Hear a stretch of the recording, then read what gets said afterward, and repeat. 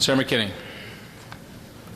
Thank you, Mr. President. Mr. President, I believe the clerk is in possession of an amendment, LCO number 1268. I ask that he call the amendment and seek leave to summarize. Mr. Clerk.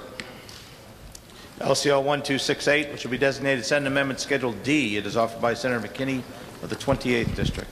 Senator McKinney. Thank you, Mr. President. Mr. President, I move adoption of the amendment.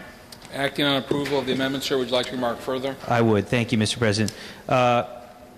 This is a fairly simple amendment, and it would call for the striking of just over $2.9 million in the contingency needs account.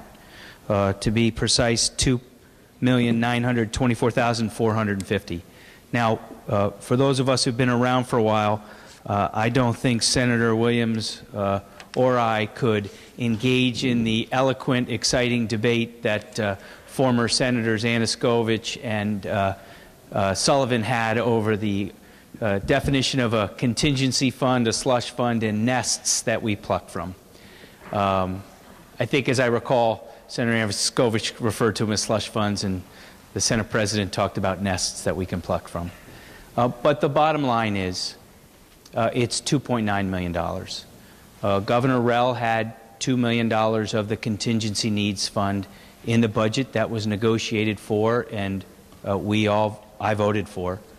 She is willing to forego the use of that $2 million. I actually asked OFA whether that was in the deficit mitigation plan submitted by the governor or by the majority, and there was some confusion. The confusion was because they've actually counted $2 million in savings against the deficit, but the money's still there.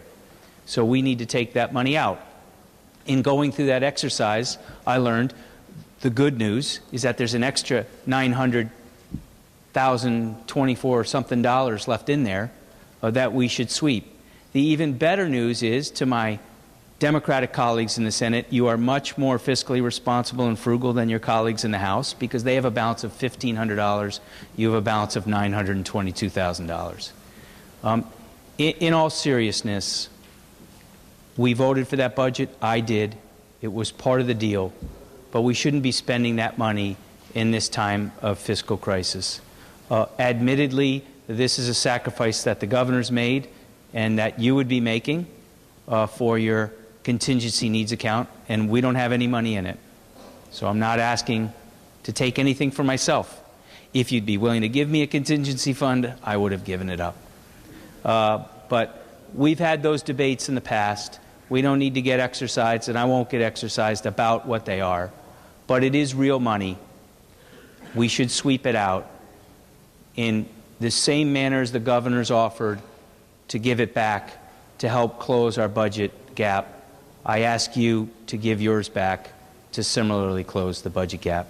Mr. President, I urge adoption of the amendment and ask when the vote be taken and be taken by roll call. Thank you, sir. Roll call vote will be ordered. Senator Harp.